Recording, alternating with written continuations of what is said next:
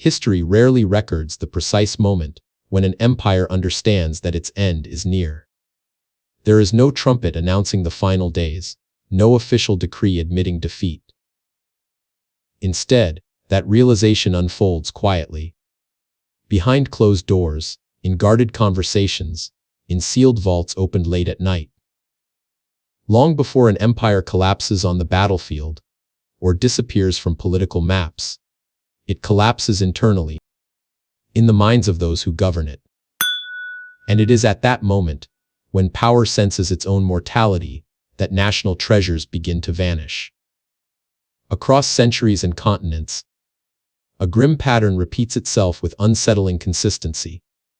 When an empire enters a phase of irreversible decline, the wealth of the state gold reserves, silver ingots, crown jewels, sacred relics, royal artworks, and architectural symbols of authority ceases to be treated as public property. Instead, it becomes movable, negotiable, concealable. These are not impulsive acts of theft, but calculated decisions driven by fear, fear of retribution, fear of dispossession, and above all, fear of facing history stripped of power and protection. National treasures are never merely financial assets. They are tangible expressions of legitimacy, continuity, and collective memory. They embody the promise that a state will endure beyond any single ruler or generation. When those treasures disappear, it is a sign that the bond between authority and the people has fractured. At that point, the empire is already dead in substance, even if its flag still flies and its institutions still function on paper. In the final decades of the 18th century, Europe witnessed one of the most symbolically devastating collapses of the modern age. Yet before palace gates were breached and crowns were dragged into the streets, something quieter unfolded. Royal treasuries were accessed repeatedly. Inventories were revised. Records were altered. Chests were sealed, unsealed, and resealed under the justification of temporary protection. Valuable objects were moved without clear destinations, often under diplomatic cover or private authority. To this day, historians still struggle to trace the exact paths these treasures took, or determine whether they were ever meant to return. In dying empires, treasure does not vanish overnight. It disappears in layers, much like a city slowly abandoned. First to go are the most portable assets: gold, silver, coins. Next come religious artifacts, removed under the pretext of safeguarding faith or tradition. Finally, artworks, manuscripts, and architectural valuables are gifted, sold, or quietly exported abroad. Each individual act appears defensible when isolated. Together, they form a chilling portrait of power, dissolving into self-preservation. Contrary to popular belief, these treasures are not always seized by invading enemies. In many documented cases, they are absorbed by those entrusted with protecting them. Senior ministers, military commanders, court officials, and sometimes the ruler himself begin to view national wealth as a personal insurance policy against exile, imprisonment, or execution. When loyalty to the state can no longer guarantee survival, gold becomes the final safeguard. These disappearances typically occur amid political chaos, when public attention is consumed by famine, war, or civil unrest. It is precisely during such moments that history looks elsewhere, allowing the most consequential decisions to be made unseen. Archives are destroyed. Ledgers go missing. Witnesses, if they survive at all, often choose silence as the price of safety. What remains is not a clear record, but a series of gaps that future generations will spend decades trying to understand. The true cost of these vanished treasures cannot be measured solely in monetary terms. Their absence leaves behind a vacuum. In the aftermath of collapse, such assets might have funded reconstruction, stabilized currencies, or preserved cultural memory for future generations. Instead, they become rumors, legends, and legal disputes that linger for centuries. Each generation inherits the same unanswered question: who took them, and why? Most of these cases are never fully resolved. History, in this context, is not a complete archive, but a landscape of missing pages.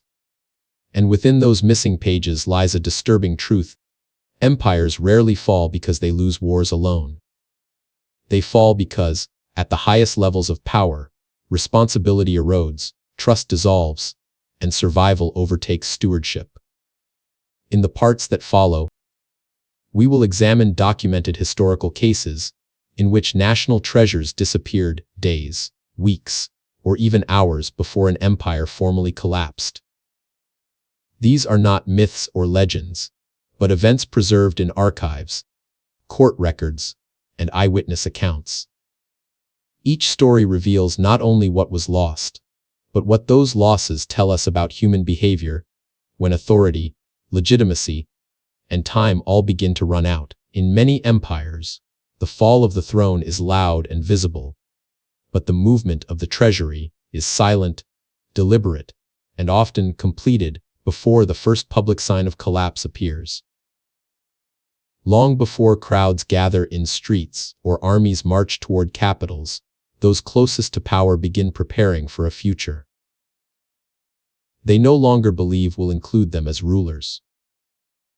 And the clearest evidence of that preparation is found not in speeches or laws, but in the sudden mobility of wealth that had once been considered immovable. One of the most revealing examples emerges from the final years of the French monarchy. In the late 1780s, France was not yet in open revolution, but it was already in irreversible decline. The state was drowning in debt, confidence in royal authority was evaporating, and famine had begun to erode the patience of the population. Behind the walls of Versailles and the financial offices of Paris, a quiet administrative panic was unfolding. Royal treasuries were no longer treated as permanent institutions, but as assets requiring protection from an uncertain future. Archival records show repeated revisions of treasury inventories during this period, often justified as routine audits or security measures. Yet the timing was not accidental. Gold reserves were relocated. Silver plate from royal residences was melted down or transferred under ambiguous authority. Certain crown jewels were removed from public accounting altogether, listed as being placed in temporary custody. These actions were not illegal under the absolutist system of the time, but they revealed a crucial psychological shift. The monarchy no longer trusted its own survival. When King Louis XVI attempted to flee Paris in June of 1791, he did not leave empty-handed. Although the escape failed, the preparations exposed the extent to which the royal family viewed state resources as essential to personal survival. Funds had been secured in advance, routes negotiated, and assets prepared for transport. The attempted flight was not merely a political act. It was a financial one. The king was not escaping alone. He was attempting to carry the remains of royal solvency with him. What followed the collapse of the monarchy made the disappearance of national wealth even clearer.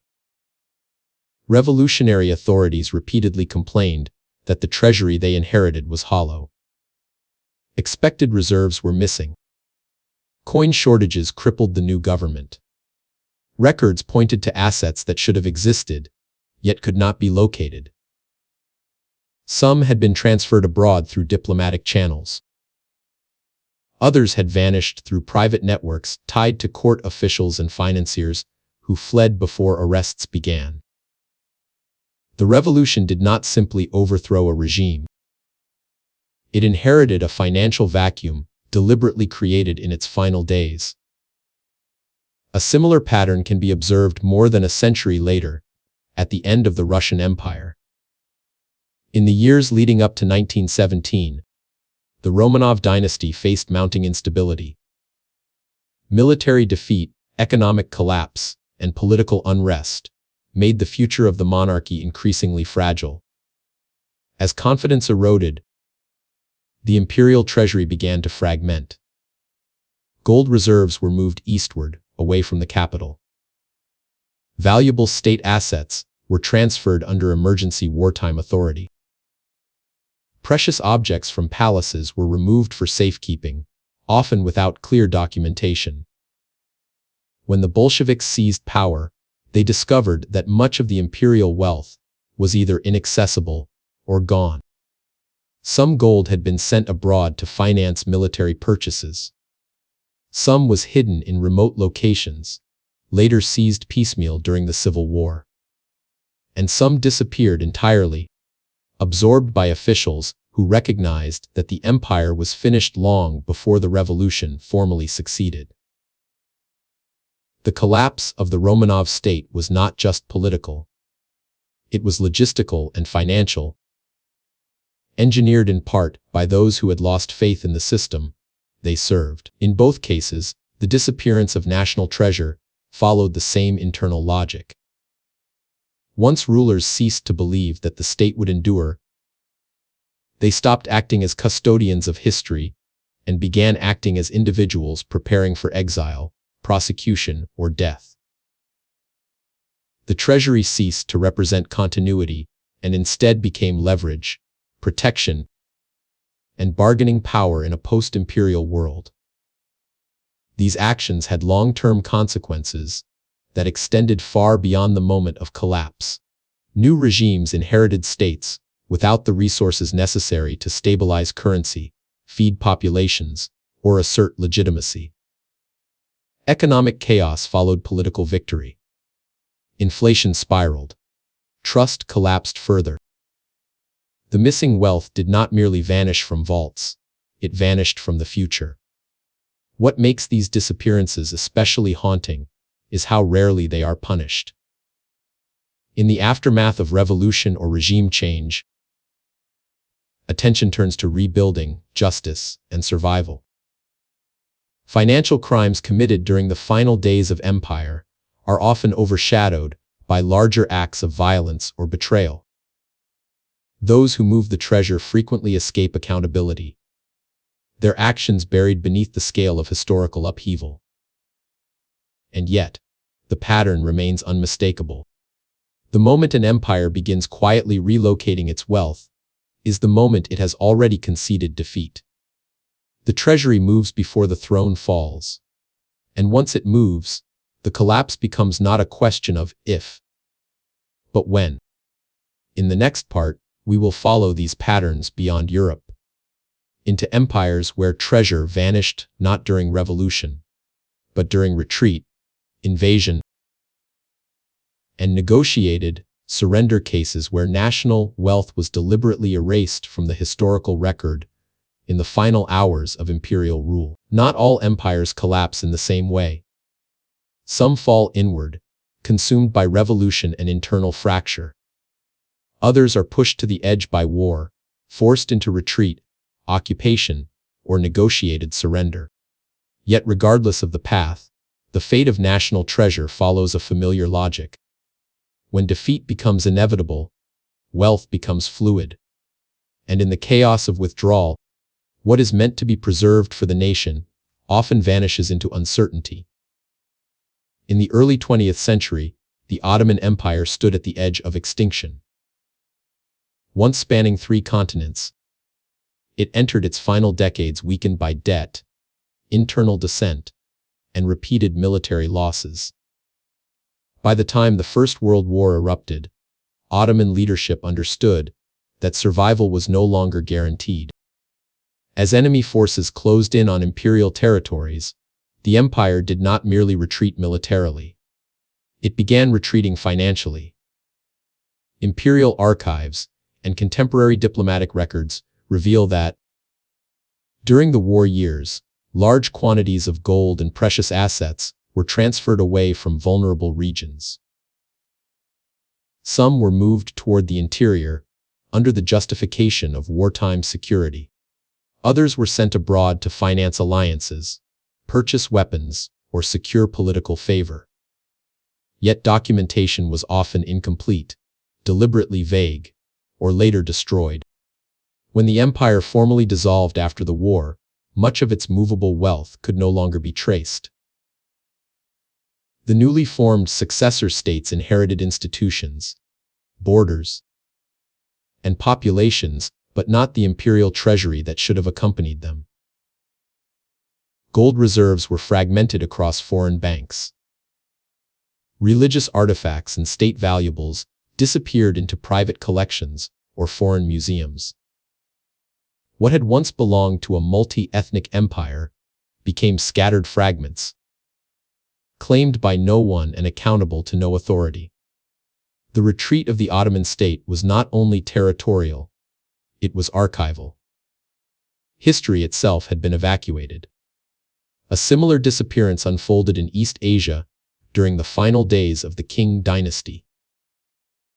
As Imperial China faced foreign intervention, internal rebellion, and the erosion of centralized authority, the Forbidden City remained a symbol of continuity long after real power had slipped away. Within its walls lay one of the most extensive collections of art, gold, jade, manuscripts, and ceremonial objects ever assembled by a state. When the dynasty collapsed in 1912, the imperial household retained control over much of this wealth under negotiated arrangements. In the years that followed, as warlords rose and governments changed, vast portions of the collection were quietly moved. Some were transported south during internal conflicts.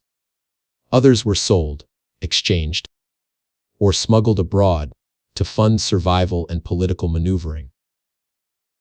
By the time a centralized authority attempted to reclaim these assets, many were already gone, their paths obscured by decades of instability. The tragedy of these losses lies not only in their disappearance, but in their timing.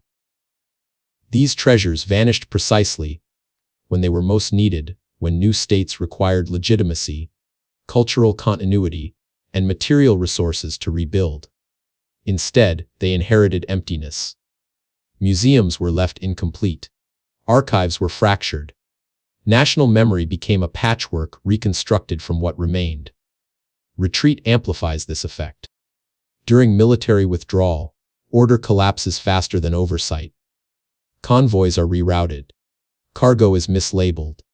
Emergency authority overrides accountability. In these moments, treasure can disappear without a single act of explicit theft. It is enough for records to fail, for responsibility to dissolve, for time to run out. What cannot be accounted for becomes lost by default. Negotiated surrender creates an even more ambiguous legacy.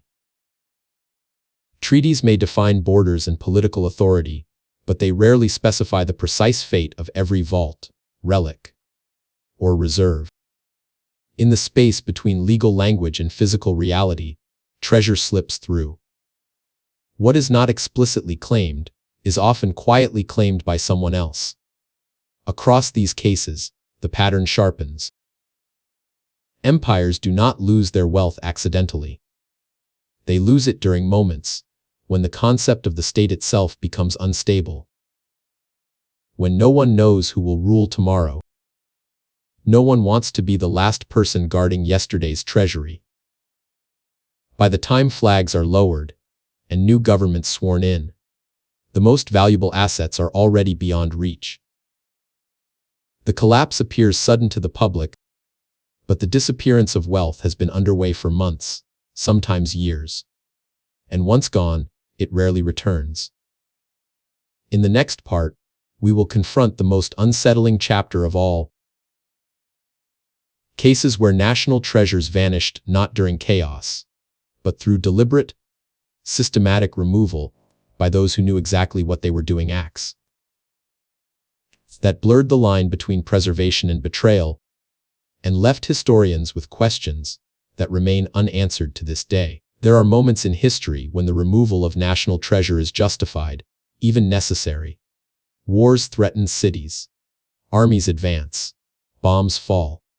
In such moments, governments move priceless objects to protect them from destruction. Yet history draws an uneasy line between preservation and betrayal. And that line is most often crossed when those in charge decide not only where treasure should go, but who it should ultimately belong to. Unlike the chaos of retreat or revolution, the disappearances examined in this chapter were deliberate, organized, and often executed by individuals who believed they were acting rationally.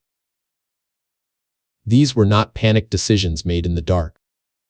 They were calculated operations, planned with logistics, documentation, and long-term outcomes in mind.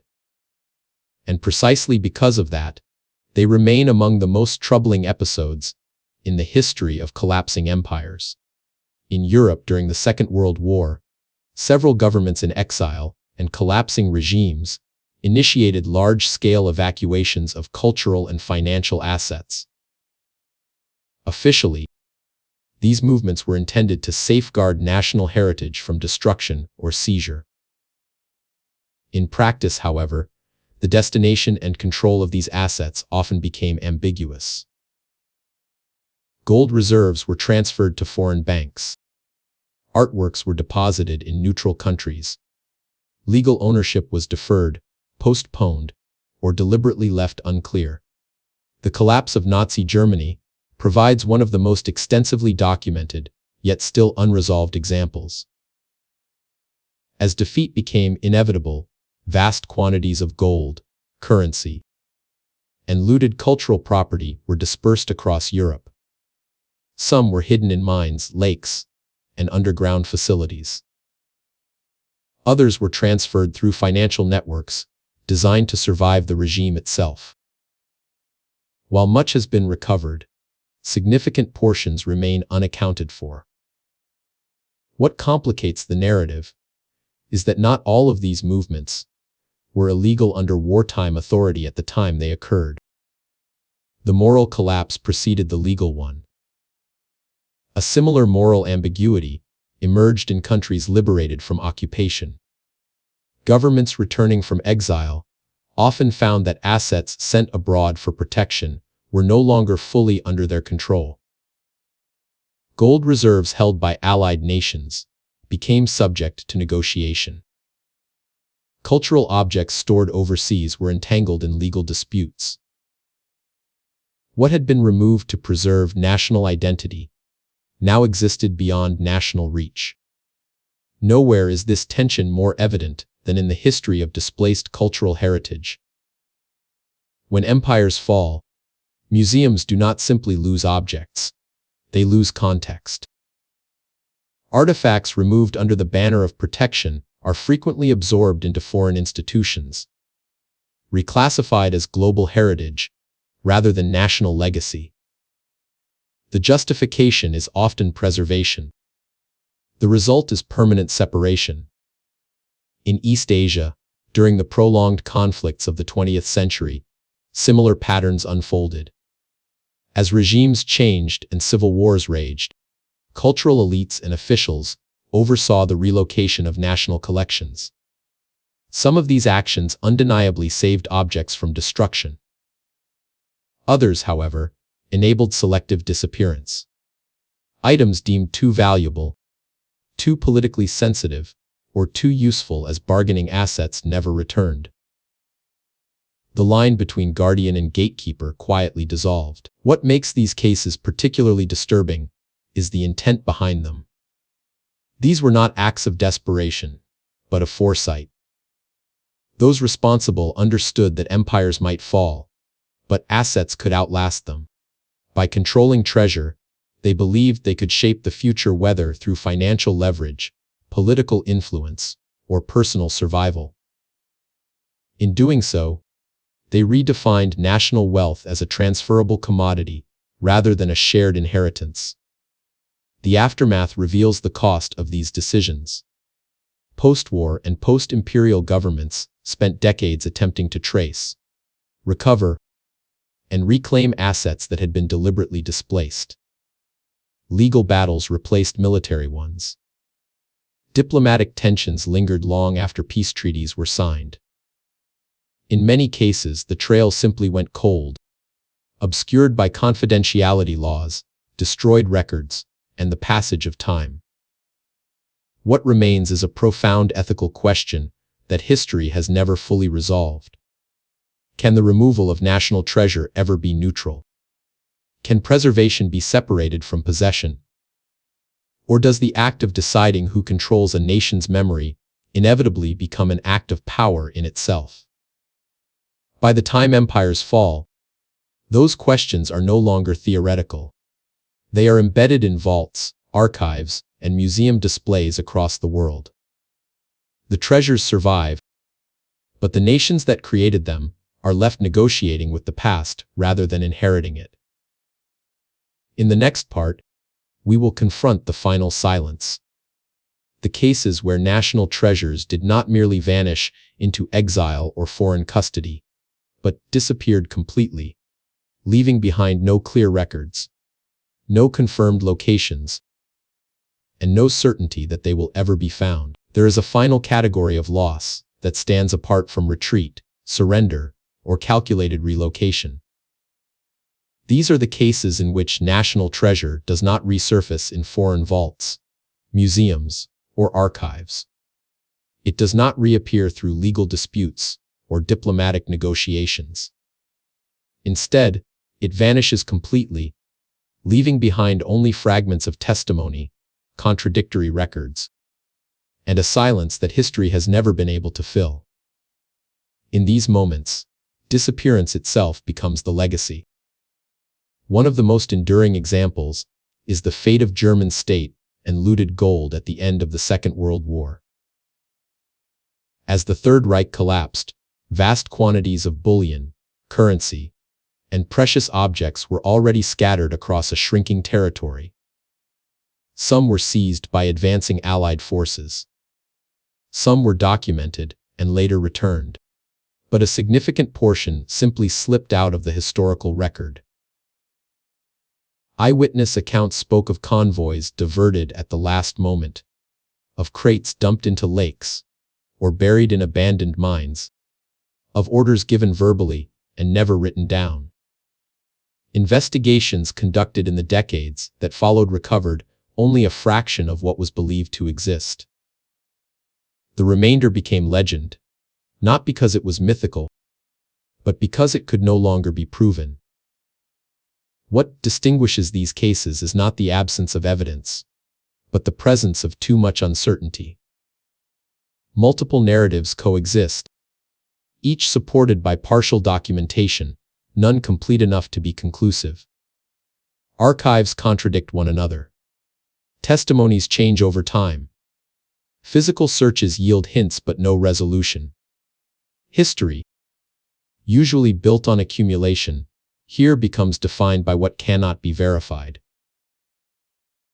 A similar silence surrounds the fate of imperial treasures during periods of rapid regime collapse in Eastern Europe and Central Asia. As borders dissolved and governments evaporated, warehouses, bank vaults, and administrative buildings were abandoned overnight. Records were burned or deliberately erased. In some cases, no single authority ever regained control long enough to reconstruct what had been lost. Treasure disappeared, not because it was hidden well, but because no one remained who could account for it. These disappearances reveal a harsh truth about institutional memory. When an empire falls too quickly, its ability to remember collapses with it. Without continuity of administration, there is no chain of custody. Without a chain of custody, there is no accountability. And without accountability, wealth becomes anonymous. Gold has no allegiance. Artifacts do not testify. They simply endure or vanish. The psychological impact of these losses extends far beyond material value. Nations emerging from imperial collapse often attempt to reconstruct their identity through history. Museums are built. Archives are reopened. Narratives are rewritten. Yet missing treasure creates gaps that cannot be filled. Empty display cases and incomplete collections become symbols of rupture. They remind citizens not only of what was taken, but of what was never protected. In some cases, the silence is intentional. Governments and institutions choose not to pursue certain questions too aggressively, fearing that uncovering the truth would implicate allies, expose compromises, or reopen wounds better left sealed. Silence becomes a political decision. The absence of treasure is accepted as the cost of moving forward. But history has a way of resisting closure. Every generation produces new researchers, new technologies, new methods of inquiry. Sonar scans probe lakes. Declassified documents reopen old files. Digital archives connect fragments once thought unrelated. And yet, despite these efforts, the core mystery remains. The deeper investigators dig, the clearer it becomes that some losses were designed to be permanent. The most unsettling realization is this: the disappearance of national treasure is rarely an accident of chaos alone. It is often the final act of a system that has already abandoned its future. When rulers, officials, and institutions stop believing that the state will survive them, they also stop believing that history will hold them accountable. In that moment, silence becomes strategy. These treasures did not simply vanish from vaults. They vanished from responsibility. And that is why they are so difficult to recover. In the final part, we will step back and confront the larger meaning of these disappearances. Not as isolated events, but as a pattern that repeats across civilizations. A warning embedded in history about what happens when power outlives its purpose and wealth is separated from stewardship. When the last empire falls, there is rarely a single moment that defines its end. No final sound. No universal agreement that the story is over. What remains instead is a landscape of consequences, political, cultural, and moral, shaped by decisions made long before the collapse became visible. Among the most revealing of those decisions is what happened to the wealth entrusted to the state. Across centuries, civilizations, and continents, the disappearance of national treasure follows the same underlying truth. Empires do not lose their wealth because they are defeated. They lose it because they stop believing they deserve to keep it for the future. The moment stewardship gives way to survival, the fate of treasure is sealed. Gold, artifacts, and cultural objects are often described as symbols of power, but history shows they are more accurately symbols of confidence. As long as a state believes in its own continuity, it protects its wealth as something that belongs to generations yet unborn. When that belief erodes, wealth becomes provisional, temporary, portable, something to be converted into safety, leverage, or escape. What unites the stories explored in this film is not greed alone, nor corruption in isolation. It is fear. Fear of accountability. Fear of revenge. Fear of becoming irrelevant in a world that no longer recognizes authority. In that fear, those closest to power begin to act, not as guardians of history, but as witnesses preparing to disappear. The consequences of these choices ripple forward in time.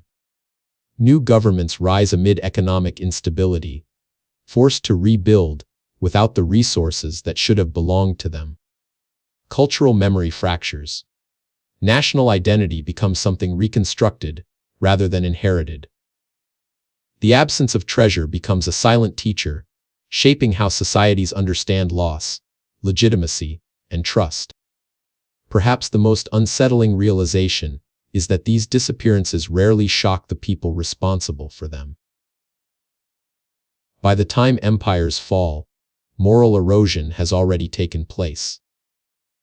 The removal of treasure feels justified, even logical, within systems that have quietly abandoned the idea of collective responsibility. History, after all, cannot prosecute those who believe they will never face it. And yet, history remembers in other ways.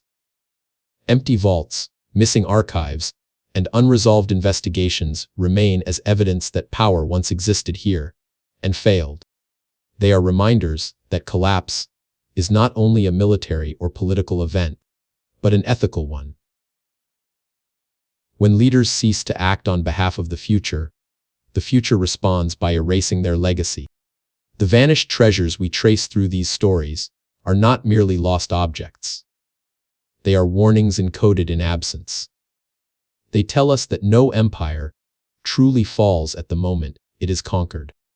It falls when those entrusted with its memory decide that memory no longer matters. In the end, the greatest loss is not the gold that sank into lakes, or the artifacts locked away in private collections. It is the break in continuity, the moment when a civilization stops seeing itself as a bridge between past and future, and becomes instead a closed chapter, guarded only by silence. History does not demand perfection from empires, but it demands responsibility. And when that responsibility is abandoned, even the greatest treasures cannot save what has already been lost. What history reveals, when viewed from a distance, is not a sequence of isolated collapses, but a recurring behavior that adapts to new languages, new borders, and new institutions. The disappearance of national treasure did not end with monarchies, empires, or colonial rule. It merely changed form. In the modern world, vaults are no longer always made of stone, and treasure is no longer limited to gold or jewels. Wealth now exists as reserves, data, cultural capital, offshore accounts, sovereign funds, and intellectual property. Yet when modern states enter moments of existential crisis, financial collapse, regime change, invasion, or internal fracture, the same question quietly re-emerges: who truly controls what belongs to the nation? Recent history offers sobering examples. In times of state failure, national reserves are frozen, transferred, privatized, or lost in legal limbo. Cultural heritage disappears into private ownership. Archives are digitized selectively, altered, or erased. What cannot be physically carried away is often converted, abstracted, or hidden behind layers of legality. The disappearance is no longer dramatic, but it is just as final. What makes these modern losses harder to confront is their invisibility. There are no empty vaults to photograph, no shattered palaces to film. Instead, there are spreadsheets that no longer balance, museums missing provenance, databases with gaps no one can explain. Loss becomes bureaucratic. Silence becomes procedural. And yet, the moral structure is unchanged. When institutions lose faith in continuity, stewardship collapses. When leaders cease to imagine a future beyond their own tenure, national wealth becomes transactional. It is no longer something held in trust, but something managed until exit.